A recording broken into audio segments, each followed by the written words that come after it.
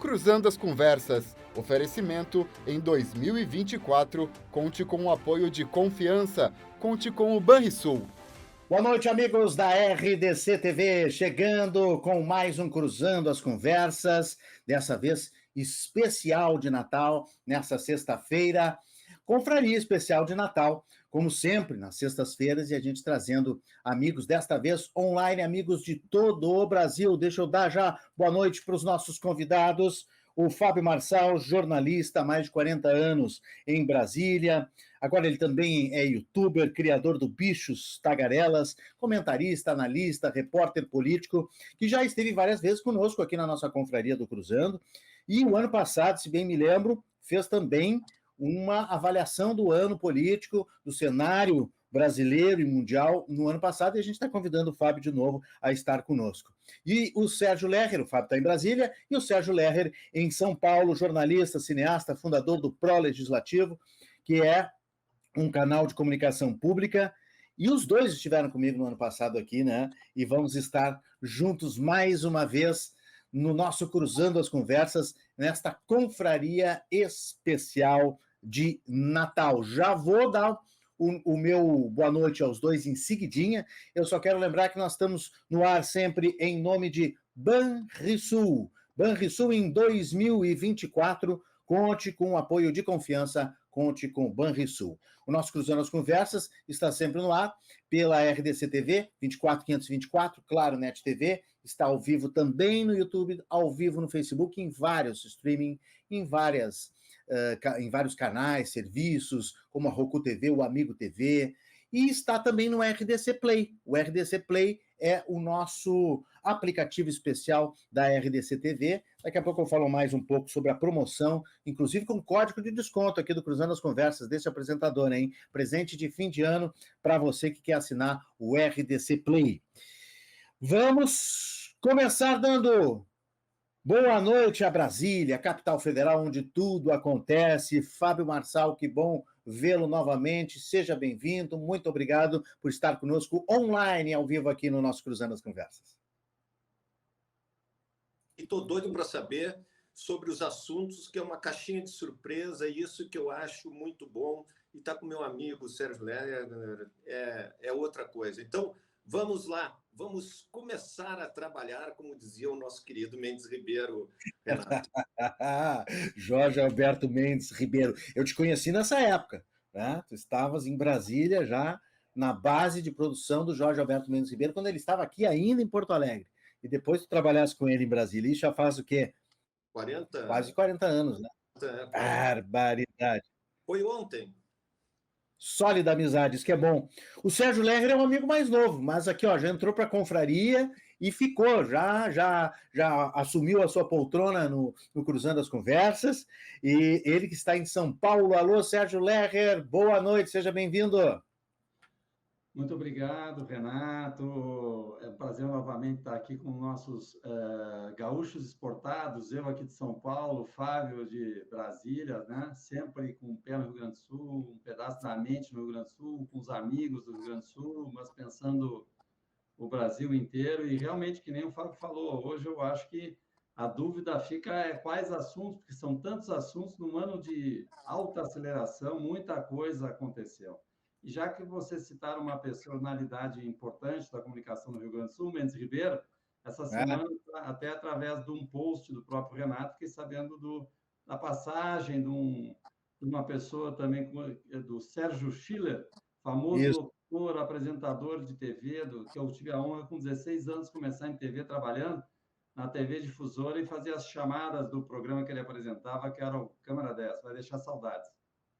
O Fábio trabalhou com ele, né? Trabalhou com o Sérgio Schiller, Fábio? Trabalhei. E um ano do falecimento do Voltaire, né? Voltaire, meu querido amigo da Rádio Guaíba. Quando a gente perde um amigo, dói muito, viu, Renato? Dói muito e a gente sempre sente falta do nosso colega. O Sérgio, uma pessoa maravilhosa, uma voz linda, foi um grande amigo, Renato. Sabe que ele foi meu vizinho? Eu era criança e a mãe dizia assim, olha, o moço do 602, ele trabalha na televisão. E aí eu ouvia aquele vozeirão nos corredores, ele era sempre muito, muito formal, né? O Sérgio era muito... Não sei se ele era propriamente um sujeito fechado, mas ele... E aquele timbre de voz maravilhoso no elevador. Depois, aos poucos, eu fui vendo, né? Fui crescendo, eu era criança, fui crescendo, fui vendo televisão. Depois ele ficou muito tempo na União FM, como a voz da União FM. Foi morar em Santa Catarina, Floripa, e mandava as locuções todas gravadas, uma maravilha, uma facilidade com a tecnologia, né? Mas o Sérgio gravava as chamadas do Sérgio, é isso, Lercher? Exato, né? Que eu comecei em TV, na TV Educativa de Porto Alegre, no tempo que a TV Educativa era gerenciada pelas professoras da PUC, muito novinho. E aí depois eu fui para a TV Difusora e cuidei das chamadas por alguns anos. E aí gravava chamadas com as pessoas da programação, com os diversos programas, apresentadores do Porto Visão, Rosa Helena, Tânia Carvalho, e fazia as chamadas também, as principais notícias do dia, aí gravava com o Sérgio Schiller e a Ana Amélia Lemos, naquele período, que era apresentadora. Para mim, Sim. que era um novato, conviver com eles, Fogaça, Daut, Tatata Pimentel, era um prazer, uma maravilha, e para mim foi uma escola fantástica. Que maravilha, bons tempos. Tu falasse na Rosa Helena aí, Rosa Helena Vou, que é secretária de Turismo de Gramado. Né? Foi uma grande apresentadora de televisão. Como é que é, Fábio? Vou visitá-la, eu não sabia. Ela foi uma grande apresentadora de televisão, né, na Difusora, Claro, mas eu não sabia. deixou a televisão rápida, casou com o Horst Volk lá em Gramado, né? E hoje é secretária, já várias vezes. Ela já assumiu vários cargos lá em Gramado, mas hoje ela é secretária da cidade de Gramado. Perdemos, já que nós estamos nesse momento póstumo aqui, deixa eu fazer também uma homenagem. A gente vai perdendo, infelizmente, os amigos, e final de ano fica mais triste ainda, mas nós perdemos o Paulo Moreira, o Paulinho Moreira, que é o Homem Jazz, era o Homem Jazz aqui de Porto Alegre, um jornalista cultural com 40 anos também de carreira. Conhecemos lá na Rádio Gaúcha, né, Fábio? Trabalhamos juntos lá nos anos 80 com o Paulinho fazia o Campo e Lavoura, e tudo que ele queria era largar o Campo e Lavoura e abraçar o jazz, né? Era tudo que ele queria. Era tudo, mas só uma outra coisa, ele fez os 4 anos de faculdade comigo, eu tive o prazer de estar com o Paulinho. Que legal! Nós nos formamos junto e passamos no mesmo vestibular na PUC e nos formamos. Tu vê como tudo é ligado, quando as pessoas são do bem, na boa, né? Tudo flui. É verdade. Está tudo conectado. Mas é isso aí. Depois desse momento de saudade, fazemos homenagem a todos os nossos colegas. A gente faz um rápido intervalo e eu já volto em seguidinha com o Sérgio Lercher e o Fábio Marçal, que estão aí na sua tela, nesse Cruzando as Conversas, confraria especial de Natal nesta sexta-feira. Antes, eu quero dar o recado para vocês da OAB do Rio Grande do Sul, porque o vídeo gravado não é sustentação oral para a OAB do Rio Grande do Sul. Restringir uma sustentação oral é restringir o direito do cidadão. A advocacia tem a prerrogativa de falar na tribuna, ao vivo ou presencial, ou ainda telepresencialmente, em nome de seu cliente. O plenário virtual obrigatório atenta contra a ampla defesa. O julgamento virtual deve ser sempre opção do cidadão representado pela advocacia, jamais uma imposição. Vídeo gravado não é sustentação oral. Uma campanha da OAB do Rio Grande do Sul em defesa da sociedade gaúcha. Rápido intervalo, e aí nós teremos aí, quase uma hora sem intervalo, sem interrupções, com o Sérgio Lercher e o Fábio Marçal, na nossa confraria de Natal, passando em revista o ano de 2023. A gente já volta.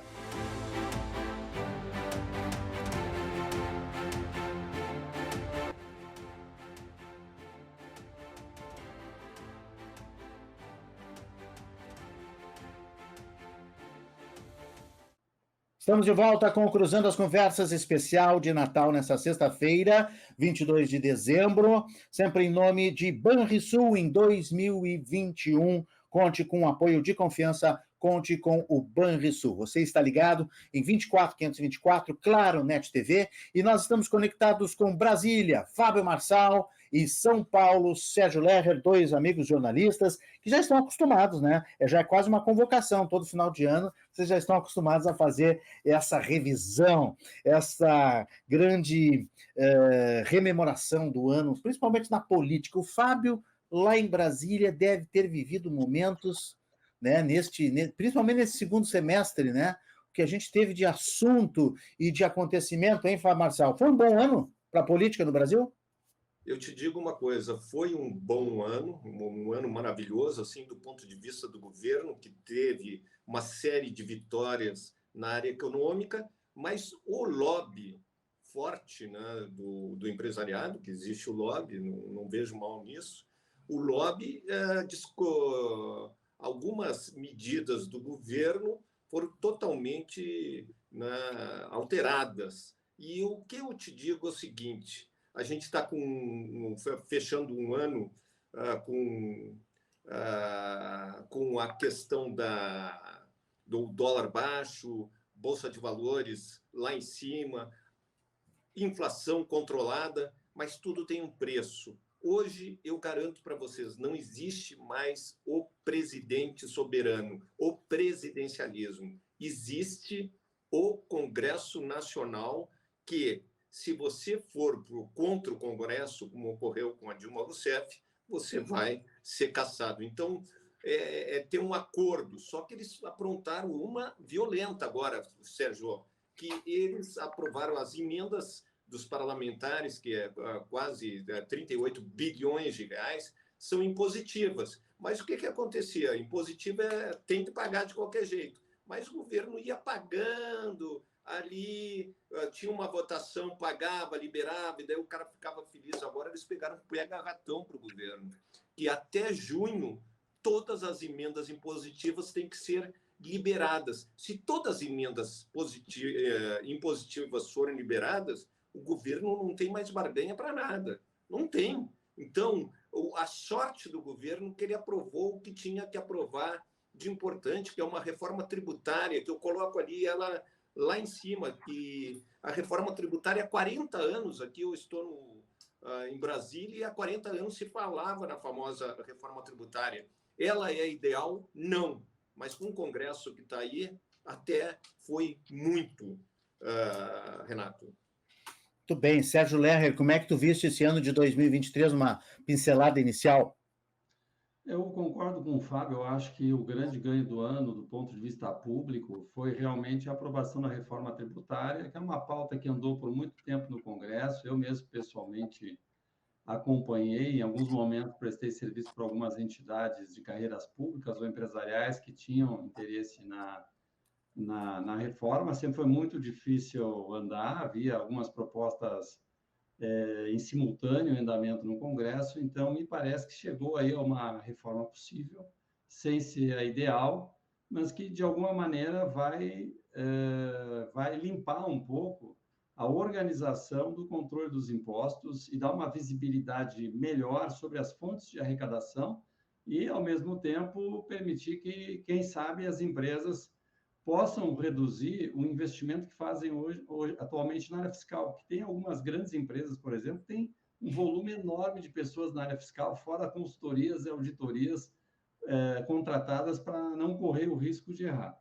Em contraposição a isso, que eu acho que foi um aspecto positivo que aconteceu neste ano, eu diria o seguinte: eu tenho um pouco de decepção nesses últimos anos, que inclui governos anteriores e esse também atualmente, pela falta, a não ser que ano que vem sejam apresentados planos mais ousados e de fundo, a médio prazo, de 20, 30 anos, para áreas sensíveis, como a área de educação, como a área de saúde. Eu costumo dizer, o Plano Real na economia para o Brasil foi uma demonstração de salto de inteligência em avanço de política pública no controle monetário e fiscal. Por outro lado, eu acho que nós poderíamos ousar e ter uma espécie de plano real para a educação e para a saúde, para poder dar saltos enormes em duas áreas essenciais para o bem-estar do cidadão. Muito bem, essa avaliação inicial dos nossos convidados, Sérgio Lerrer e Fábio Marçal. Eu quero pedir para vocês a avaliação das fotos, como a gente já fez algumas vezes. Então, vamos aos personagens, né? O grande personagem que a gente já falou aí, né, é o presidente, o novo presidente. Como é que vocês acham que foi o primeiro ano de Lula? Foi positivo, não foi positivo? Quais os grandes pontos em que ele acertou? Quais os pontos em que ele errou, hein, Fábio? Olha, eu te digo uma coisa, ele acertou em fazer, não, um acertou fazendo um acerto com o Centrão, porque se ele não fizesse esse acerto com o Centrão, ele estaria a inflação lá em cima e tal, porque o país ficaria ingovernável. Então, ele sabe, ele tem jogo de cintura para isso, tem estômago para ter um Centrão da vida com ele, mas, por outro lado, assim, a área internacional que ele queria se destacar na área internacional, o Lula ele se confundiu diversas vezes, ele teve que voltar atrás inúmeras vezes, né? Teve essa questão da Argentina que também prejudicou a política internacional do Lula, porque se você tem alguém que não gosta do Mercosul, não gosta da China, para vocês terem uma ideia, o embaixador chinês foi convocado pelo Xi Jinping para voltar para Pequim, porque eles estão avaliando, porque o presidente argentino, o atual presidente, Milei, ele sentou, criticou demais. Eu tenho medo de acordar de noite e achar no corredor o Milei, assim, no meu corredor. O que vocês acham? Esse filme é fantasmagórico. Né? Mas, então, Xi Jinping, e hoje eu te digo uma coisa, eu gosto muito de política internacional. Então, hoje, tu não pode depender, como vocês lembram que o Brasil dependia totalmente só dos Estados Unidos. Hoje, os Estados Unidos está na segunda posição dos produtos exportados, importados do Brasil. A primeira é a China. Você, sem a China, você quebra as pernas. E agora tem um outro gigante crescendo, que é a Índia. Então, a Índia vai ser o país da vez naquela busca de mercados, né? Então, o Brasil, a agricultura brasileira, ela pode ter um mercado agora gigantesco tem mais de 1 bilhão de pessoas na China, na Índia, né? Então e ela está na tecnologia, semicondutores, ela está bombando. Então o governo ali ele tem que deixar de ser confuso na área internacional, mas nas demais áreas eu acho que o governo foi bem. E o que a gente espera é que melhore na educação, que melhore na saúde pública, segurança pública dos estados, mas o governo também tem a sua parcela, né, ali nessa questão da segurança pública, Renato. O que achou do Luiz Inácio no seu terceiro mandato como presidente, hein, Sérgio Lerrer? Olha, a minha parte elogiável, sem dúvida alguma, é o pragmatismo econômico. Apesar de vontades de fazer diferente, ou que, se fosse outra circunstância, adotaria outras políticas, mas o realismo com o pragmatismo, o fortalecimento da posição do ministro Haddad, que tem sido uma âncora na relação com a sociedade privada, com as expectativas de quem financia a nossa dívida internamente e externamente, que daí flui a nossa capacidade de continuar vivos e com uma qualidade de Estado e uma qualidade de vida para a sociedade, esse eu acho que foi o ponto mais positivo do governo Lula, algo que o governo anterior, por exemplo, subestimou em muitos momentos, né?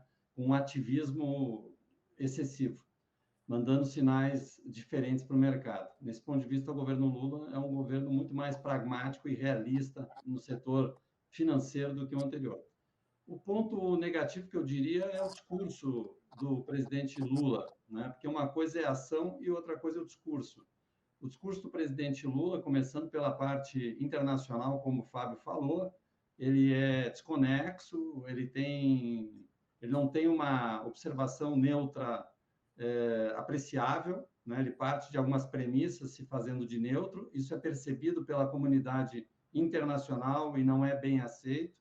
Isso, acredito que tem fomentado insegurança política para grandes grupos internacionais para investimento no Brasil, e creio também que falta um aconselhamento para ele que ele precisa achar um discurso único. Nesse tempo de redes sociais, de digital ao vivo, não dá para ele fazer um discurso para o empresariado, ele fazer um discurso com o setor econômico, e depois, na convenção do PT, fazer um discurso completamente diferente, e na conversa na rede social do presidente fazer outro discurso, né? Isso são sinais que confundem muito, que mostram que, às vezes, o pensamento para um público externo pode ser um, e o pensamento para o público interno é outro. Então, isso eu acho que é uma coisa que os presidentes, em geral, devem evoluir, principalmente na América Latina, que isso não dá uma governança segura para a sociedade, né? Então, a pessoa tem que achar um discurso único, que realmente seja da crença e dos valores, e propagar em qualquer ambiente e aguentar as adversidades que eventualmente venham de acordo com o ambiente, que, claro, que houve melhor ou pior discurso. Então, esse seria o ponto negativo que eu diria da condução do governo. Mas, do ponto de vista da fazenda, da economia, eu acho que foi muito mais positivo. Acho que vocês tocaram num ponto fulcral, né? Acho que tudo começou lá na guerra da Ucrânia com a Rússia, né? Que o presidente se posicionou mal, deu uma patinada, depois teve que voltar atrás. No início, ele quis terminar com a guerra, né, com um bate-papo e uma cerveja, e que já foi meio infeliz, né, umas declarações meio até infantis, até imaturas, eu acho, do presidente, às vezes, que denota contra ele. Mas vocês diriam que depois do Lula, o principal nome nesse primeiro escalão brasileiro foi Flávio Dino, como destaque esse ano, ou não, Fábio Marçal? O que tu achas? O que eu te digo é o seguinte... Termina o ano com um grande destaque. Eu digo que o governo, com a indicação de Dino para o Supremo, o PT se livra de um possível candidato à presidência da República, um belo candidato que seria o Flávio Dino. Então, o PT se livra do Flávio Dino. O governo, o próprio Paulo Pimenta falou, o melhor que se comunica com a população, o melhor ministro disparado que se comunica na rede social com a população é o Flávio Dino. Eu acho, muitas pessoas vão até me criticar, mas o Flávio Dino é brilhante. É brilhante. Eu sou amigo do Flávio Dino há uns 30 anos. Ele foi um belo juiz, eu conheço ele quando ele era juiz. Depois foi governador. E ele seria um excelente, do meu ponto de vista, da esquerda, seria ou Flávio Dino ou Fernando Haddad. Claro, se o Lula não resolver... Não quiser ou não puder. Candidato, né? Porque teve muitas pessoas, o Biden, tu vê que o Biden está ali... remando. Com uma idade... Está levando. Está remando. Não, o Biden não tem condições, né, novamente. Acho que o Lula, desde o início, também deixou isso muito claro, mas ele pode ter mudado de ideia nesse primeiro ano. Claro, na política não existe, né? Não tem. Ele pega... E daí tem aquele lado da vaidade até para te sobreviver, viver, respirar. Exato. Se tu pega, vamos dizer, hoje o presidente Temer, que eu falo com ele semanalmente, ele está com 80 anos. Se tu falasse para ele, ô Temer, tu topa ser candidato à presidência pelo PMDB, na mesma hora ele dizia, entendeu? Então, renasce o homem. Eles respiram política, como o nosso querido e amado Eliseu Padilha, né? Que ele respirava. Se alimentava disso, né? Então, eles amam política. Tu acha que o Lula vai botar um pijama, ficar com não vai ficar com a esposa, então não vai ficar. Nós já vamos falar da Janja. Ela tá na galeria aqui, eu já quero falar da Janja. Ô, Sérgio Lerrer, Flávio Dino, hein? Grande nome que fecha esse ano em destaque? Eu acho que sim, eu acho que, sem dúvida alguma, é um dos destaques do governo e, de alguma maneira, retomou um pouco aquela linha de ministro da Justiça que nós tivemos no passado, como Paulo Prossar e outros, independente de posição ideológica, né? Mas que, seguidamente, se manifestavam sobre a sociedade, os acontecimentos, e acabam contribuindo para questionar paradigmas, né? E me parece que o ministro Flávio Dino, justamente com alguns recursos que eles têm, de usar um pouco, às vezes, de ironia, de desconstrução, de provocação, que é uma maneira de incentivar o debate público, muitas vezes ele acabou questionando visões comuns ou a oposição sistemática que, às vezes, ela é sistemática sem dar contexto, sem ter causas, né? Então, acho que ele foi muito produtivo para o debate público nesse sentido. Esse eu acho que é o ponto forte. Mas, ao contrário aí do presidente Lula, eu acho que o ponto fraco do ministro Flávio Dino, fazendo aí uma análise que a gente está aqui, foi justamente o pragmatismo, né? Eu acho que, mas isso a gente está acostumado com, a gente que acompanha, né, como jornalista aí o cenário político e usando aí as costumeiras diferenças daquilo que se considera esquerda e direita no Brasil, a gente sabe que há certo tabu para personalidades de esquerda e ministros de esquerda em encararem de frente a questão da segurança pública, né? Então, eu acho que faltou um pouco de pragmatismo nisso, que é também uma das demandas maiores da sociedade brasileira, tá aí em todas as pesquisas, né? Então, tem um pouco de dúvida de como usar o aparato de repressão do Estado, a inteligência das polícias, né? Houve uma resposta aí parcial, procurando, depois de dizer que não ia usar as forças militares, acabou fazendo um acordo para usar em portos e aeroportos, né, que são áreas de concessão federal. Então, me parece que faltou um plano mais assertivo, mas ele, dentro do debate público, me pareceu muito, muito importante para desconstruir, e inclusive não sendo, que nem o Fábio falou, um político do PT em si, né? Ele se sentia muito mais na liberdade de ser um franco atirador para construir o debate público. Muito bem, vocês falaram nela, o Fábio falou en passant, e eu queria a real opinião de vocês sobre essa presença. Eu acho que é a primeira-dama que mais causou nos últimos anos, né? Que mais apareceu e que mais colecionou, tanto fãs quanto críticos, vocês não acham? Hein, Fábio Marçal?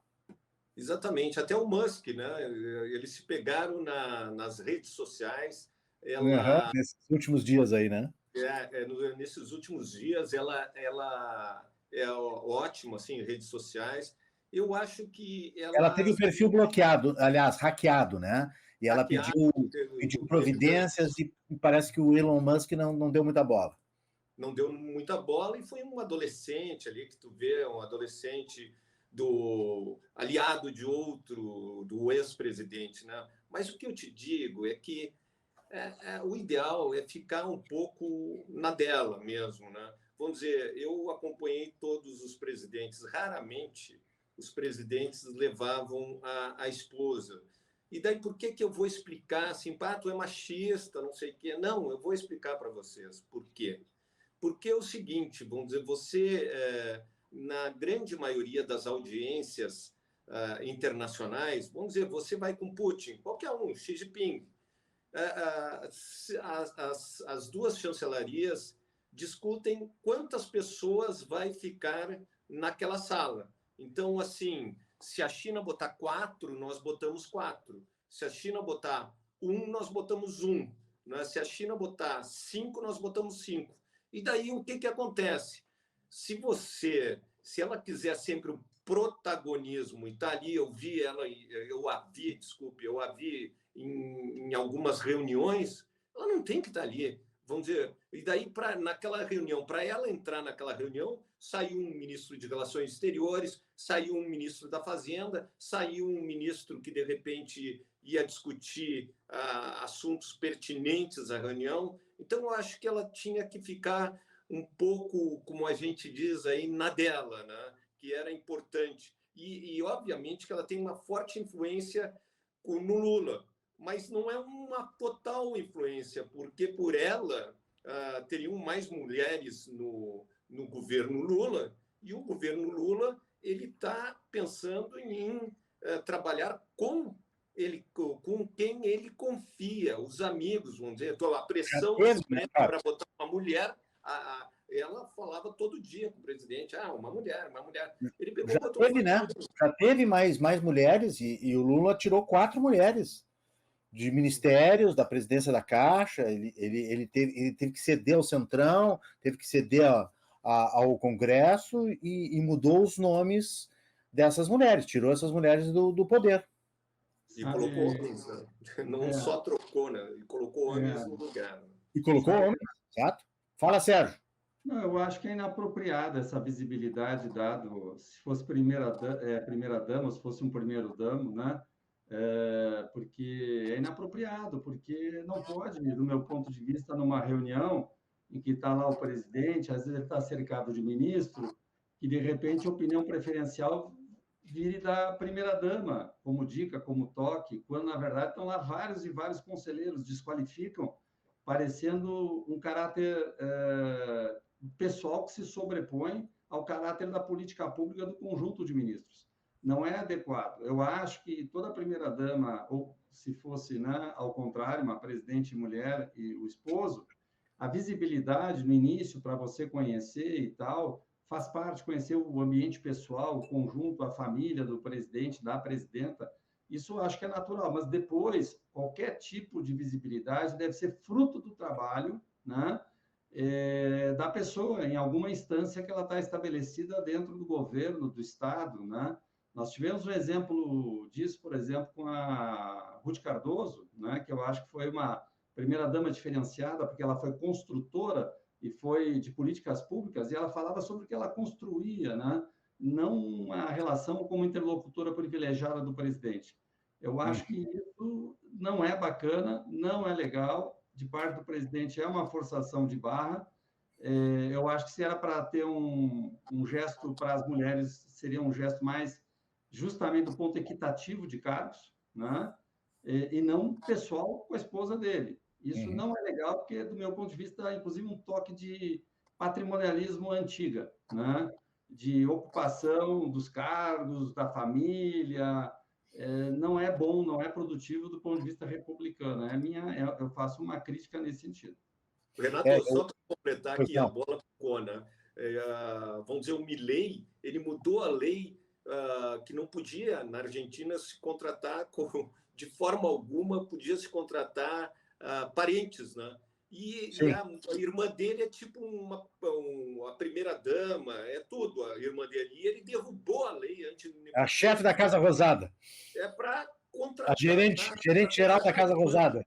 E daí ele, olha, 6 meses, eu acho, ou ele se consagra, ou ele vai ficar lá no qual que seria o país, o Erdogan é o da extrema direita lá, que aliado ao Putin, agora me esqueci o nome dele, que Erdogan é da Turquia, é o outro que é da extrema direita que acompanha o Putin. Ele vai acabar lá, né? Eu acho que 6 meses. Esse exemplo do Fábio eu acho muito bom, porque mostra isso, são espaços, colocações, até mesmo transmissão do Estado, apropriadas pela figura, né, do presidente, da sua família, inclusive com trocas de legislação ou decretos, como esse caso da Argentina, é completamente inapropriado, são vários sinais, né? A gente vê uma deterioração, às vezes, da parte republicana, né, do país, e há uma tendência aqui na América Latina que acaba sendo uma espécie de patrimonialismo de vários níveis, né, que é indesejável.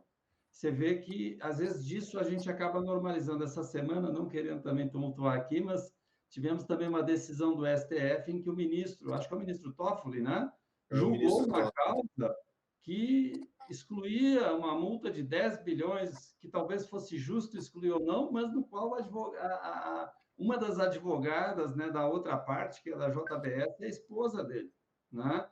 Então, assim, eu acho que são uma série de sinais que pega mal, né? Do ponto de vista de república, né? Pega muito mal. Os interesses. E ele é reincidente, né? E a outra coisa, além da reincidência, né, o Toffoli nunca explicou que quem paga a pensão da ex-mulher dele é a mulher dele, não é o Toffoli. Quem paga a pensão da mulher, do ex-mulher da ex é a mulher. É a atual. A pergunta que paga uma pensãozinha ali de 100 mil reais e tal, entendeu? E daí, como é que tu É ruim, né? explica isso?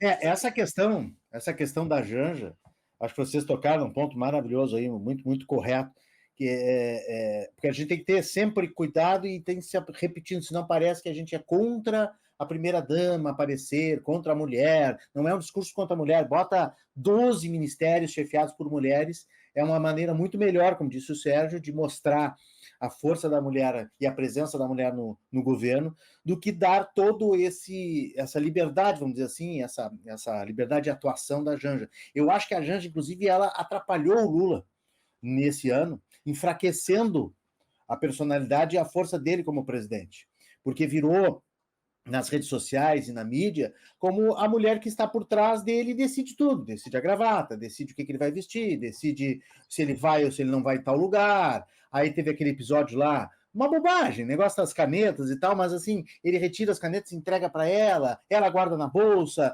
parece assim uma grande mãe, uma grande cuidadora, né? E que, obviamente, escolhe os amigos que ele vai jantar, escolhe quem vem visitar na casa deles, né? E ela deu algumas entrevistas e diz que realmente dá opiniões nesse sentido. E opinião ela pode dar, obviamente. Mas acontece que não pode inverter o jogo, o desempenho diplomático republicano de um presidente.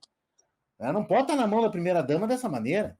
Aí que entra, Renato, um lado que isso até pode ser verdade, pode ser que ela seja uma influenciadora, pode ser que ela faça várias recomendações e tenha a palavra final sobre alguns hábitos do presidente. Isso é coisa de um casal. Mas aí é um lado, vamos chamar assim, um pouco sicupira, né, que nós temos ainda um pouco na América Latina, que tudo bem... Sucupira, para quem não sabe, os mais novos não sabem, era a cidade lá do Bem Amado, né? Daquele prefeito que era um personagem pitoresco do Paulo Gracindo. Tudo bem que seja assim, mas não precisa vir na TV e na comunicação para o público isso aparecer como... É isso que eu digo. Uma vaidade ainda, com uma estima, olha, sou eu que isso, sou eu que aquilo. Então, isso invalida e mostra uma inapropriedade, né? Uma infantilidade na linguagem política adulta, né? Que não contribui muito, porque a gente está tentando o quê? Transformar o cenário político brasileiro numa visão mais adulta, numa linha mais reta, poder racionalizar. Isso mais profissional até, né? Que não é republicana. É, mais profissional. De qualquer maneira, a Janja, eu acho que é a primeira-dama mais falada nos últimos anos. Bem ou mal, ela é extremamente midiática, desde o primeiro momento estava lá no carro, acenando e sendo protagonista na subida da rampa. Agora eu quero saber a opinião de vocês a respeito desse cidadão aqui. Ele sumiu mesmo? Ele não sumiu? Eu tenho uma opinião, mas eu quero ouvir a opinião de vocês, começando pelo Fábio Marçal, que sente em Brasília. Existem ecos de Jair Bolsonaro ainda na capital federal, Fábio Marçal? Eu acho, pela votação que ele fez, né, a votação que ele fez continua os ecos pelas pesquisas de opinião, como está o governo, como não está no governo, tu vê que ele mantém o público dele. Isso é indiscutível.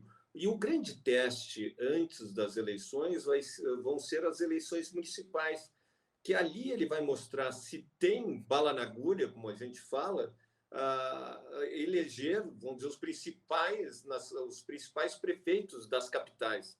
Se ele mostrar isso, né, que hoje, assim, até um protagonismo maior em termos de partido é da própria esposa, né, da esposa do Bolsonaro no PL. O Valdemar da Costa Neto está levantando a bola dela porque ele está inelegível, né? Então, eles estão querendo criar um nome que seria, vamos dizer, se fosse hoje, seria o Tarcísio, né? O Sim. governador de São Paulo, que é o público, né? Que é o seria o candidato à presidência da direita, né? Exatamente, da direita, né? Se não aparecer aí uma terceira via, que pode ser o Eduardo Leite, se tiver uma terceira via, porque vai continuar aquilo ali, aquele equilíbrio ali. Claro que já passaram alguns para o lado do Lula, que é uma coisa normal, quando tu é governo, e se tu está bem no governo, essa massa vai indo para lá também, né? Existe Ele já perdeu, já desidratou um pouco, mas que ele tem influência em 30 e poucos % da população é indiscutível. Sérgio Lerner. Vai continuar por um certo tempo ainda uma deferência ao ex-presidente Jair Bolsonaro por parte do campo da direita, na medida em que não se sabe até que ponto o volume de votos que ainda ele representa é sólido dele pessoal ou são sólidos da direita. Isso é o que só vai saber um pouquinho mais adiante. Por enquanto, como ninguém quer perder voto, nas próximas eleições municipais, todos querem, que é do campo da direita, algum tipo de aproximação. Alguns com apoio direto, outros com apoio envergonhado, outros com algum apoio sem querer dizer que são apoiados, como, por exemplo, é uma grande dúvida do prefeito aqui de São Paulo, Ricardo Nunes, que tipo de apoio ter do grupo do Jair Bolsonaro, né? O quanto traz votos, mas se publicamente for muito efetivo, o quanto pode também trazer determinados constrangimentos e fazer ele perder outros votos. Então, eu acho que isso é um pouco mais adiante, vai se saber, no movimento justamente do segundo para o terceiro ano da gestão governamental, quando entra em perspectiva já um cenário eleitoral futuro, de 2026, é que vai se saber de fato o quanto essa deferência vai continuar ou vai haver uma separação lenta e gradual de possíveis grupos e candidatos, como o próprio governador Tarcísio, ou outros, né, que consigam se mostrar sucessores desse campo, mas abrindo mais ainda. Aí, sim, que nem o Fábio falou, pode ser o governador Tarcísio aqui, pode ser o governador Eduardo Leite, que eu acho um pouco difícil. Falaram no Zema lá no início, também acho difícil.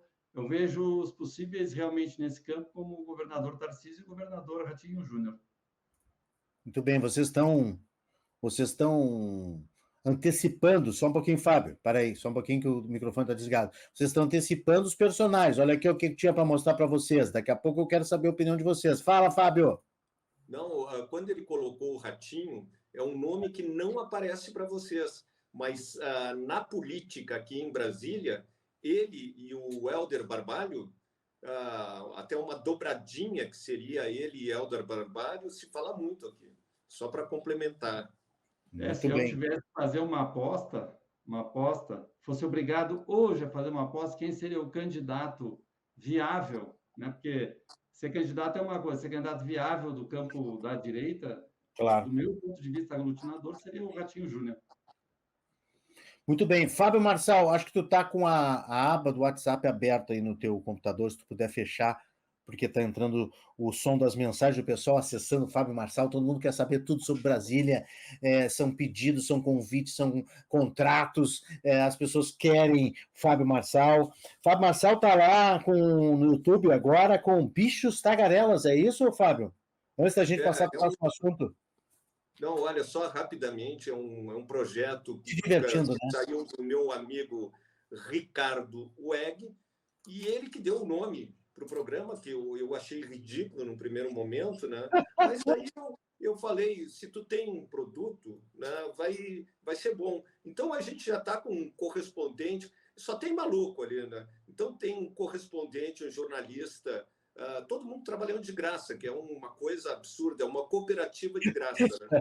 Então tem um correspondente, o Kaminski, que é Carlos Kaminski, que é um belo cara nos Estados Unidos. A gente tem correspondente na Europa, na Argentina, e eu estou me divertindo, né? Mas é difícil o negócio, né? Porque tu não tem recurso, tu ainda está discutindo uma linguagem que eu até vou te perguntar como é que tu faz ao vivo, assim, com 3 pessoas, que erradamente no Google só consegui botar 2, entendeu? O Sérgio Lerner também é outro craque, ele pode te dar todo o apoio. O Sérgio tem já foi o correspondente de São Paulo, vai entrar na...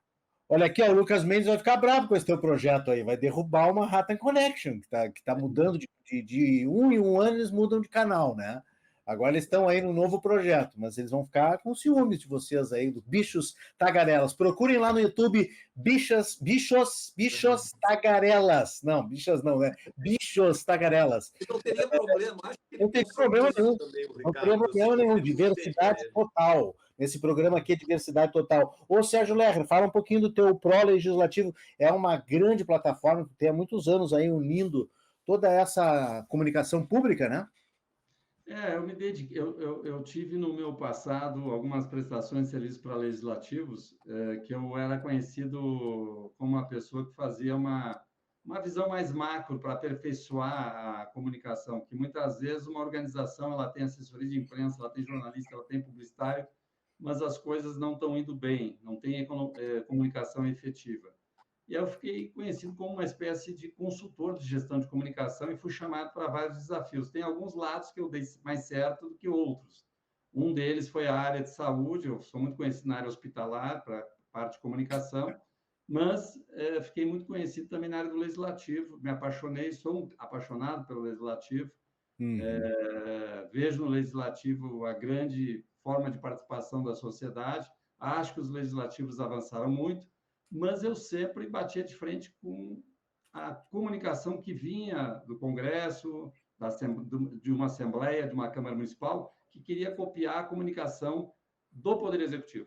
Quando o Legislativo, do meu ponto de vista, ele tinha que se vocacionar para uma comunicação que incluísse a sociedade, incluísse a pluralidade, a voz dos diferentes setores que o compunham, discutir políticas públicas, que a própria exposição do debate já seria um dos fins de mentoria da sociedade para criar um ambiente em que leis melhores e decisões melhores ocorressem. Criar um ambiente na política, a gente sabe que antecede a decisão melhor.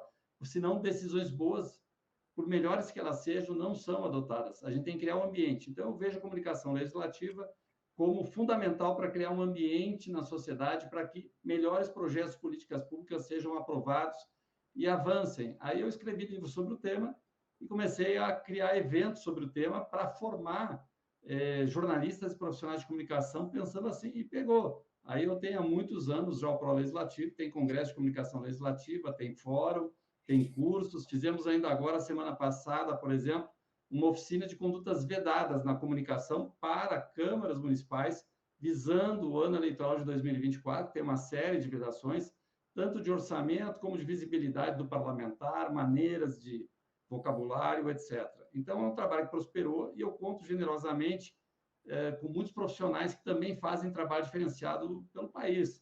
Então, participam profissionais que são do Senado, participam profissionais que são da Fiocruz, de ministérios, de governos. Eu vou aí catando profissionais que estão fazendo alguma coisa diferente. Inclusive, recentemente participou também do Rio Grande do Sul o pessoal da comunicação do Tribunal de Justiça, que tem até um prêmio, um case de marketing, né? Que até um tempo atrás a gente fala em marketing na comunicação pública já era meio politicamente incorreto, né? Que parece que é convencer. Era mal visto. É que, assim, jornalista a gente sabe o seguinte, que muitas vezes ele imagina que o trabalho dele termina ao publicar. Mas o marketing é responsável por aumentar o alcance, aumentar a distribuição, aumentar a circulação. Então, para mim, isso também é gestão de comunicação. E esse é o trabalho que a gente faz através do Pró-Legislativo, onde a gente tem o prazer de acompanhar a evolução da comunicação pública no Brasil e o quanto ela é importante na atual democracia, nas atuais repúblicas, como ela circular e ser feita de maneira neutra, técnica e profissional, por si só já é um transformador da sociedade. Muito bom, legal, maravilha, Sérgio Lerner e Fábio Marçal, confraria especial de fim de ano, de Natal, a gente repassando os personagens do ano. Vocês falaram nele, ampassando o nosso governador do Rio Grande do Sul, Eduardo Leite, que acabou de sair de um grande embate aqui com a Assembleia Legislativa para tentar aumentar os impostos, as alíquotas do ICMS no Rio Grande do Sul, não conseguiu, teve que desistir, teve que tirar o projeto do Legislativo, e agora ele vai revisar as concessões dos benefícios fiscais para tentar aumentar o caixa do Estado para 2024. Foi uma perda muito grande. Eu queria saber como é que vocês, que estão em São Paulo e Brasília, enxergaram o desempenho nacional de Eduardo Leite, que esteve, inclusive, à frente do PSDB. Ele foi presidente nacional do PSDB, mas me parece que ele foi muito discreto nacionalmente. Eu estou errado, Fábio Marçal?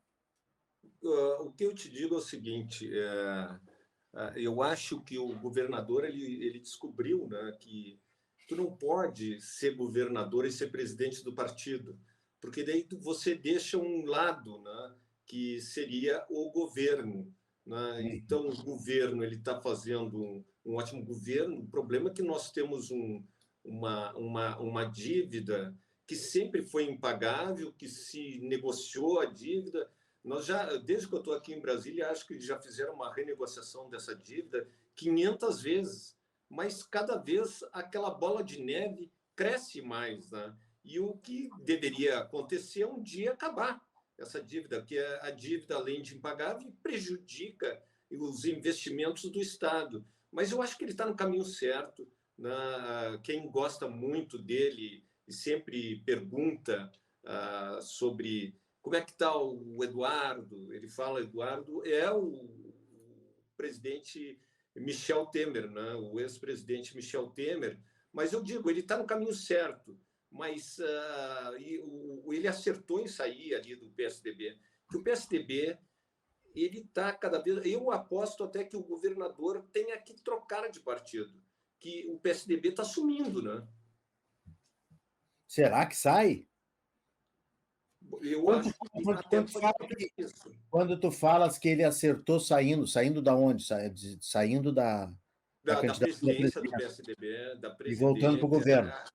Aquilo ali, primeiro, não dá visibilidade, é um pepino, porque ficou um partido desse tamanhozinho, né? Ficou com um número ridículo de parlamentares. Atrapalhou mais do que ajudou, é isso? Para ele, atrapalhou. Para ele, assim, visibilidade para a presidência da República é muito melhor ele no Estado, ficando no Estado, fazendo uma administração diferenciada. O Sérgio Lerner tem essa noção, esse olhar. Como é que os paulistas aí, que são os donos do grande PIB do Brasil, veem a atuação do Eduardo Leite? Ou será que ele passa em branco por estar aqui no extremo sul, hein? Olha, a gente sabe, assim, tem partido de algumas premissas, né? Primeiro que a gente sabe que políticos, agentes públicos, governadores também, que têm opiniões, às vezes, mais moderadas, né? Não veem todas as saídas pela direita, nem todas as saídas pela esquerda, eles correm um certo risco de invisibilidade, né? Porque não fazem fala para as suas bases lacrarem, bases hoje que são coros da direita tradicional e coros da esquerda tradicional. Então, tem alguns governadores que eu acho que têm essa dificuldade, e o caso mais específico é do governador Eduardo Leite, que está num partido que, em tese, começou querendo trazer para o Brasil um formato de social-democracia europeia e acabou, com o tempo, virando outra coisa, principalmente depois do advento do bolsonarismo. Agora, sem dúvida alguma, me pareceu uma medida boa sair do PSDB, porque o fardo de ser governador é muito grande, de ser governador hoje já é muito difícil, ser governador do Rio Grande do Sul mais difícil ainda, pela situação frágil da economia do Estado, lentidão na mudança da matriz econômica do Estado, e então ele virar um alvo nacional sendo presidente de um partido não me parece interessante. A gente vê mesmo o governador Zema, quando ele quer nacionalizar alguma coisa, ele mais se prejudica do que facilita a vida dele. Nesse sentido, volto a falar, o próprio governador Ratinho Júnior ali do Paraná tem sido exemplo. Ele tem trabalhado do jeito dele, dentro de um segmento, em tese, mais conservador, mas, ao mesmo tempo, apostando muito em medidas de inovação do Estado, que tem permitido uma melhoria geral do ambiente do Estado. Não é à toa a votação que ele teve na reeleição. E ele tem obras concretas. E o que me parece que os governadores do Rio Grande do Sul, dadas as dificuldades do Estado, eles têm um peso enorme na própria zeladoria, na própria condução do dia a dia. Isso tem afogado, né, a política do Rio Grande do Sul. E qual a resposta para isso? Eu não sei dizer, mas o que eu sinto falta e eu esperaria do governo Eduardo Leite, que é um governo que, de alguma maneira, pacificou um pouco últimas eleições, né? Porque teve gente da direita e da esquerda que votou nele, pelo menos da centro-esquerda, e é um governador, do ponto de vista de comportamento, de linguagem, bastante contemporâneo, se não mais contemporâneo do país, mas eu sinto falta de um plano que diga, né, onde o Rio Grande do Sul pode chegar e por onde traçar uma rota para, sabe, mudar o seu sistema econômico, mudar um pouco, arejar com inovação as suas atividades para os próximos 20, 30 anos.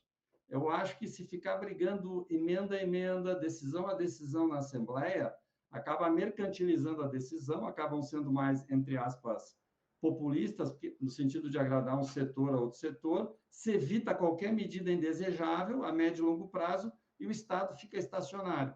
Eu esperaria mais do governador Eduardo Leite no sentido de um projeto de transformação e avanço do Rio Grande do Sul para recuperar a posição econômica e de políticas públicas que ele merece. Mas nós estamos pobres nesse sentido. Verdade, concordo contigo, Sérgio. Eu acho também que tem um outro ponto. De novo, nós vamos falar de uma questão delicada, né, como nós falamos da Janja, mas me parece que o governador assumiu muito mais fortemente essa sua questão de ser um homossexual, de ser um governador gay, assumiu de vez. Isso é muito bom para o lado pessoal dele, né? De estar, inclusive, midiaticamente comunicando isso. Eu acho que tem todo um Brasil aí, né, LGBT que adora isso, venera e comemora. Mas eu não sei se isso, às vezes, também não suplanta, sabe? Não arranha um pouquinho. Vejam bem, cuidado, atenção, xerifes do politicamente correto. Eu não estou falando nada contra. Eu estou dizendo que talvez ele tenha assumido este papel, e não a sua condição gay, não estou falando na condição sexual, estou falando no papel de explicitar a sua relação, né? E que talvez ela embaralhe isso com o papel político do governador. Porque eu estou olhando lá, eu vou dar um exemplo concreto. Eu estou olhando lá o perfil do governador, e ele vai lá não sei aonde, ele viaja, ele vai a Brasília, e daqui a pouco ele está numa cascata com o namorado. Nada contra. Né? Tem mais é que ir para a cascata com o namorado. Mas será que isso não embaralha um pouco também? Olha, se fosse a namorada de um governador, também talvez eu fizesse a mesma crítica. Acho que faria. Porque acho que é uma coisa, outra coisa. É que nem o Lula com a Janja. Eu te digo, eu acho que é uma coisa muito sulista aí, né? Que o sulista vai pegar no meu pé, mas o sulista, ele é o lado mais conservador do Brasil. Então, acho que é preconceito nosso. O nosso Brasil, Brasília para cima, ou pegar São Paulo ali, isso aí não influencia em absolutamente nada. O que a gente quer é um gestor bom, um gestor excelente. E vamos dizer, não dá para comparar até com a Janja, porque a Janja dá opinião. Ali eu não sei quem é o parceiro, mas não deve dar opinião, não deve nem ser do Estado, entendeu? Então, isso aí não influencia em absolutamente nada. No Rio Grande do Sul, eu sei que influencia, e mesmo assim, ele foi reeleito. O Rio Grande do Sul, sabe onde foi a base mais forte do bolsonarismo, junto com a capital do bolsonarismo, que é Florianópolis ali. Então, quando a gente fala aqui mal, sei lá, se eu começar a falar mal do Bolsonaro, eu sou, cancelado, entendeu? E foi uma das olha aqui, ó, Fábio, eu ter saído da Guaíba, que a Guaíba estava conservadora, né, totalmente aliada, e eu só falava a verdade. Mentir, eu não vou mentir, né, Sérgio? Agora, olha aqui, ó, o Thales, tá, que é um médico, que é o namorado, o marido do governador, é um médico do Espírito Santo, que está muito mais presente agora no Rio Grande do Sul, por causa, obviamente, do Eduardo Leite, né? Teve um fato, por exemplo, que os dois foram num show lá, acho que da Ivete Sangalo, se eu não me engano, e Elton John, pode ser, uma coisa assim, eu acho que foi, não, Rod Stewart e Ivete Sangalo. E foi justamente o Thales que fez uma gravação, né, no celular, junto com o Eduardo Leite. E aí o pessoal, obviamente, não criticou a questão do casal gay, mas criticou os dois estarem lá no meio da tragédia das enchentes aqui do Rio Grande do Sul. Então, assim, foi uma infelicidade. Depois ele pediu desculpas, obviamente, tal. Eu não acho que seria também um grande problema. Vai no show, depois volta, depois visita as questões, as regiões alagadas, enfim. O governador agiu a tempo, depois aqui também, dentro do que pôde, o presidente também. Embora isso aí seja uma outra pauta, parece que os recursos não estão chegando, nem municipais, nem estaduais, nem federais. Porque político adora anunciar os recursos, mas chegar lá naquele cara que perdeu a casa em Mussum... te digo o problema. E o Serginho sabe disso, o meu querido Sérgio sabe disso. O que chega em Brasília é a falta de projetos. A maior parte dos recursos que foram aqueles recursos do FGTS que liberaram para a população, a maior parte dos recursos que liberaram para a população para reformar sua casa e tudo mais. Sim. Mas os outros projetos, fora o FGTS, que era 70%, 80% dos recursos, que não é um dinheiro novo, é o teu dinheiro, é o meu dinheiro, né? Mas, fora isso, necessitam de projetos, e as prefeituras, eu sempre defendi que as prefeituras tivessem um grupo de pessoas que soubessem fazer projetos, que fizessem projetos corretos, que podia partir da FAMURS, ali um conselho de consultores para fazer isso. E as prefeituras, e pequenas principalmente, elas não fazem nada, não conseguem. A gente sabe disso, tem esse problema também. Sérgio, quer fechar aí ou quer passar para o próximo personagem? Um comentário rápido, assim, eu acho que, claro, um agente público, um governador, um presidente, por ser quem também é educativo, né? Então, desse ponto de vista, né, a eleição do Eduardo Leite, a maneira como ele se comunica, a maneira quem ele de alguma forma, é representativo e significativo para o Rio Grande do Sul.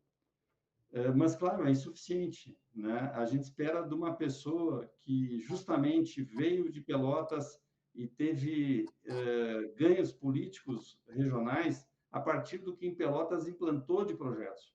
A gente sente falta um pouco justamente de projetos de fundo, de médio e longo prazo, transformação rodoviária do Rio Grande do Sul como um todo, as principais vias. Eu tenho ido no Rio Grande do Sul, principalmente região do Alto Uruguai, que é um grande produtor agro, e, assim, é triste, lamentável que uma boa parte do transporte seja feito metade, pelo menos, da rodovia, só de uma pista que vai, uma pista que vem, transformando viagens de 3 horas em viagens de 5 a 6 horas, quando não mais acontece alguma coisa. Então, o Rio Grande do Sul precisa de um salto de produtividade, né? Precisa ter alguma opção. Aqui em São Paulo, a gente teve um governo, do meu ponto de vista, muito bom, anos atrás, foi o governo Mário Covas, quando foi governador do Estado. Até hoje, o Estado vive dos planos que o Mário Covas deixou, ou seja, do Rodoanel, que está ficando pronto agora, de trens urbanos, de trem entre São Paulo e Campinas, que vai sair esse ano a licitação, a concessão da linha. Quer dizer, se você pensa pequeno, você acaba não colhendo nada, né? Se você pensar grande, como se diz, ter o mesmo custo, você planeja e você realiza uma parte, né? Fica um projeto a realizar. E o Rio Grande do Sul, ele consome 90% da energia no embate político, né? No embate e 10% na realização. E, além do que, uma coisa que eu acho bastante triste, politicamente, não estou falando nós, gaúchos, cidadãos, né? Mas, politicamente, o Rio Grande do Sul perdeu a empatia do resto dos estados. Ele já foi visto, do meu ponto de vista, como um estado privilegiado, né? Um estado privilegiado porque andava em linha reta, porque tinha mais facilidades do ponto de vista de recursos humanos, com uma melhor educação, isso agora. Mas hoje o gaúcho, em geral, ele é visto como um cara problemático, porque é de ideias firmes que não volta atrás, que é um debate contundente e vem com muito pouco solução prática. Muito pouco solução prática. Isso eu percebo aqui em São Paulo, né? Já vem, o cara está gaúchizando quando ele quer, de repente, um conceito para fazer um puxadinho rápido. Então, isso acho que escanteou muitos políticos gaúchos, aquele discurso para a eternidade, tal, caudilhesco, tal, isso caiu de moda. O Rio Grande do Sul está um pouco esquecido e está precisando justamente, acho que, planos maiores de modernização, até mesmo para poder dar algo a que pensar ao cidadão, né? Dar algo a que pensar ao cidadão, senão ele vai pensar no mesmo que sempre são os embates políticos e clubísticos. Viramos um estado rançoso, né, Sérgio? Exato. Rançoso. Os números na justiça, eles comprovam o estado mais litigante do Brasil. E não é nem ganha de São Paulo, e não é nem proporcionalmente. Não é em termos nominais mesmo, de números de projetos, de processos legais. É impressionante. O gaúcho aqui qualquer coisa está indo para a justiça, briga por tudo. E a gente tem a famosa lenda aqui dos caranguejos, né? O que é uma pura verdade, né? Pura verdade. Ninguém quer ver o outro fazer sucesso, ninguém quer ver o outro aparecer mais, né? Ninguém fica feliz com o sucesso dos outros. Tem um déficit, Renato, de empreendedorismo. Passou a ter um déficit enorme que já tinha de inovação. Hoje, em relação aos outros estados, tem estados do Nordeste com imersão em inovação maior que o Rio Grande do Sul. Tivemos uma fuga de cérebros, né? Tem o volume de aposentados mais jovens do país, assim, em termos de quantidade, né? Então, tem várias coisas que sinalizam uma preocupação que mostra que parece que o Estado não precisa trabalhar tanto assim, não precisa fazer tantos planos assim, que assim está bom, só que assim a conta não fecha há muitos anos, né? Que nem alguém que vai gastando aí o cartão de crédito um pouco a mais a cada mês, e chega um ponto que passa a ser incontornável. Incontornável. Assim, então, a gente sabe que é o seguinte, para o governador Eduardo Leite e outros governadores que vieram, é um peso muito grande essa zeladoria diária do Estado. Muito difícil. Mas a gente sabia, por exemplo, comparando com governadores anteriores, mesmo o governador Olívio Dutra, o governador Sartori, né? O Eduardo Leite, ele em Pelotas se destacou por projetos públicos maiores, pensando maior, grande. Ele teve vários apoios em Pelotas para que pudesse realizar projetos políticos que deram fama a ele. E a minha pergunta é, por que não fez isso na mesma escala no estado do Rio Grande do Sul? Né? Essa é a questão. Então, eu acho que a saída dele do PSDB foi certa, do ponto de vista da presidência, para se ocupar mais, para criar planos. Tem 2 anos, ainda tem um bom tempo de governo pela frente. Então, é hora de mostrar trabalho renovando. Deixa eu fazer um rápido intervalo. Nós já fechamos aqui o segundo bloco. E em seguida eu volto com o Sérgio Lerrer e volto com o Fábio Marçal aqui no nosso Cruzando as Conversas. Especial de Natal, confraria especial de Natal, né? Domingo, né? Domingo para segunda-feira, pequeno feriadinho nesse final de semana, e é a data máxima do Natal. A gente já vai voltar com as conclusões do jornalista, do analista político, do repórter de Brasília, 40 anos na capital federal, Fábio Marçal, o jornalista, cineasta e fundador do Pró Legislativo, Sérgio Lerrer, lá em São Paulo. Nossa confraria do Cruzando em nome de Banrisul em 2024. Conte com o apoio de confiança, conte com o Banrisul. Se você baixar o RDC Play no seu celular, seja iPhone ou seja Android, você pode colocar um código de desconto para fazer uma assinatura premium e ter acesso a filmes, séries e eventos e muito mais. Vai lá, baixa o aplicativo, ou na televisão, na Smart TV também você pode baixar esse aplicativo. A LG e a Samsung já estão saindo de fábrica com esse aplicativo, né? E você pode botar um código de desconto lá, Renato, tá aí na tela, ó. Renato, a palavra, o código de desconto é o nome desse apresentador aqui do Cruzando as Conversas, que você valoriza e prestigia todas as noites no horário nobre da televisão brasileira, 8 da noite. Então é isso. Renato, bota Renato lá e você ganha 40% de desconto. 40% de desconto na assinatura do RDC Play. Rápido intervalo e a gente volta com as conclusões, Cruzando as Conversas com o Sérgio Lerrer e o Fábio Marçal.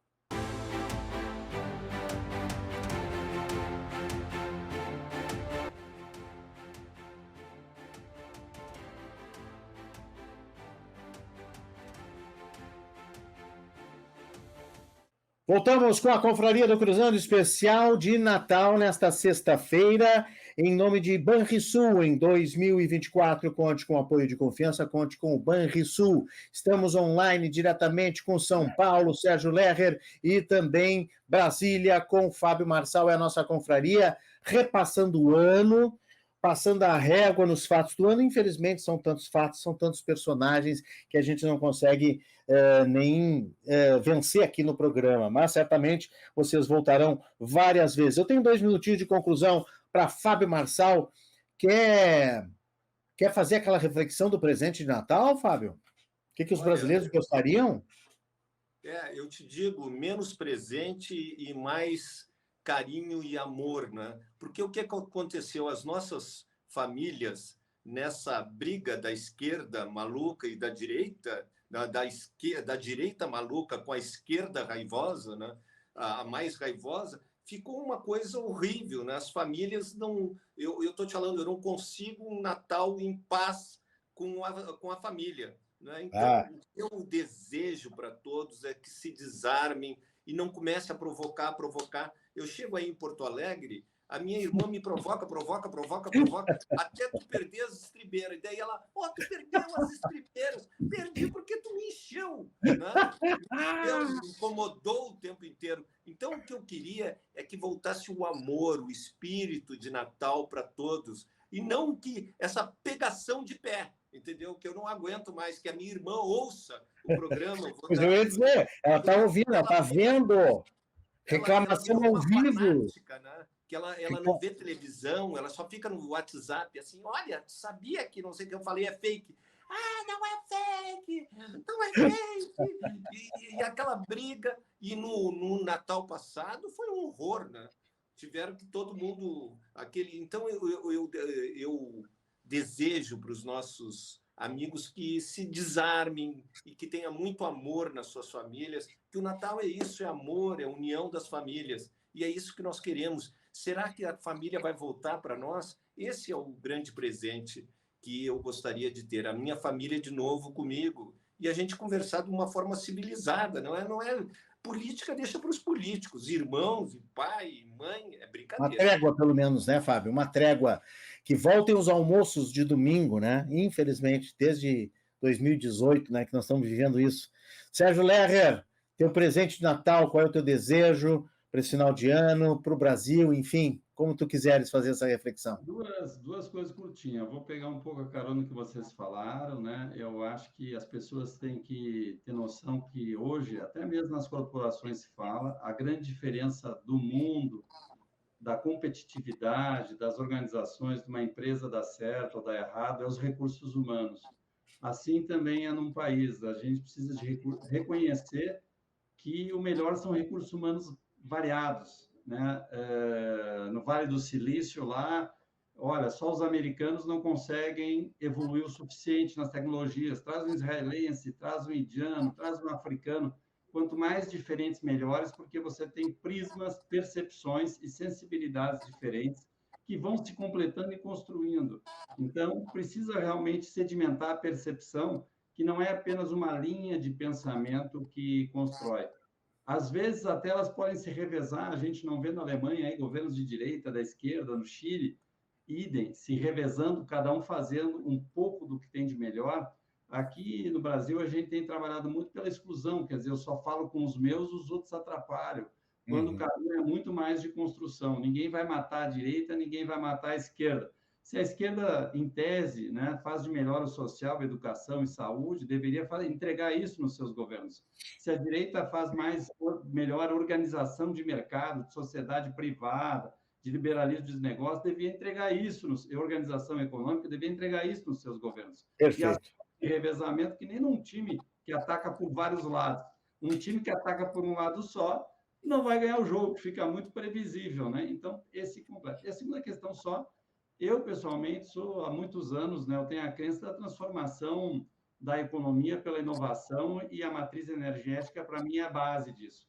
Eu gostaria muito se a proposta dos governos brasileiros, que já vem aí desde o segundo governo Lula, passando pelo governo Dilma, passando pelo governo Temer, passando pelo governo do Bolsonaro e agora voltando ao Lula, se isso realmente fosse sério, que fosse feito um superministério de um plano de transição energética que realmente aglutinasse todas as forças, financiamentos públicos e privados, de uma maneira durável, e não como puxadinho, que numa hora é uma coisa, numa hora outra. Porque os empregos hoje e a modernização da economia passa por isso. Muito então, bem. Entrar nessa, acho que fica fora. E eu estou muito triste do Brasil não estar tomando a frente de uma maneira moderna. Eu acho que estamos deixando a dever, nossas lideranças estão deixando a dever. É o meu recadinho. Senhores, tempo esgotado, preciso encerrar. Eu desejo, do fundo do coração, um grande Natal. Fábio Marçal, aí em Brasília, não sei se vem para o Rio Grande do Sul. Um grande abraço, prazer te rever. E um Feliz Natal, tá, Fábio? Feliz Natal para todos. E sempre é muito bom ouvir o Sérgio. O Serginho é um baita cara. E você é um irmão, Renato. E obrigado. todos os teus espectadores. Muito bom te ver também e ter a tua participação aqui. Sérgio, muito obrigado. Feliz Natal. Até a próxima. Todos, bons sentimentos, bons momentos para todos. E a nossa confraria aqui é uma irmandade, na verdade. Excelente estar com todos. Já virou. Muito obrigado para vocês. E nós vamos encerrando esta confraria de Natal aqui no Cruzando as Conversas desta sexta-feira. E desejando para vocês todos um grande Natal nesse final de semana, no próximo domingo. E a gente está de volta. Dia 25 tem programa especial aqui também, falando inclusive sobre as ansiedades, as pressões e as depressões de final de ano. Vamos fazer um programa comportamental. Eu convido vocês para estarem conosco aqui nessa bancada, ó, sempre do Cruzando as Conversas, e desejo a vocês 4S. Sorte, saúde, sucesso, sempre um Feliz Natal. Tchau, tchau, até semana que vem.